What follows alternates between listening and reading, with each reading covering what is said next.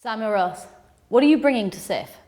I'm bringing an installation that really speaks from a different perspective on my latest and first collection with Oakley. So what I wanted to do was create garments that were very simplistic and very clean, hardly any logo placements. If they are, they're around 3.5 centimeters on one garment. So the film really captures that more mature, refined and eclectic storytelling. And the installation, of course, is this really nice, almost parallel balance of extreme ideation. We have examples of other curators making things. We have the iDIY zine booth. Yeah. Virgil Abloh, Max Lam and Sami Janja have their DIY chair. Yeah. Why do you think in high fashion these days the DIY aesthetic is so popular?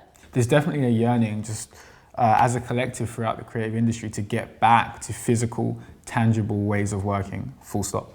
The theory of aestheticism, the doctrine that art for the sake of art exists for the sake of beauty alone, and therefore need have no further purpose, whether it be didactic or political. It simply is as it's beautiful.